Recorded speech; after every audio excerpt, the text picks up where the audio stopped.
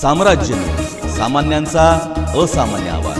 सोलापूर शहरातील जुना बोरावणी नाका चौकात काल सकाळी ट्रक आणि दुचाकी यांच्यात भीषण अपघात झाला।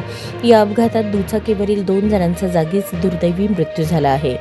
अपघातात मृत पावलेल्या दोघांची नावे वजीरुद्दीन अल्लाउद्दीन पटेल वय 36 आणि सैफन शेख फरीद पटेल वय 40 अशी आहेत। दोघेही बोरावणी तालुका दक्षिण सोलापूर जिल्हा सोलापूर येथील राहणारे। शुक्रवार दिनांक 27 मार्च रोजी सकाळी 8:30च्या सुमारास ही घटना घडली।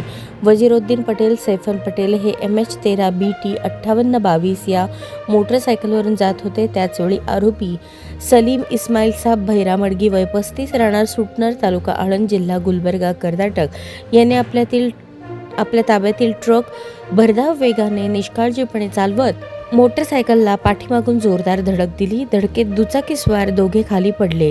ट्रक त्यांच्या अंगावरून गेल्याने पोट, चेहरा आणि डोक्याला गंभीर दुखापत होऊन दोघांचाही जागीच मृत्यू झाला।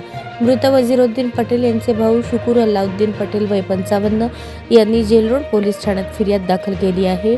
फिर्यादीवरून ट्रक चालक सलीम भैरामडगी याच्या विरुद्ध भारतीय न्याय संहिता कलम 281 101 व मोटर वाहन कायदा कलम 184 प्रमाणे गुन्हा दाखल करण्यात आला आहे।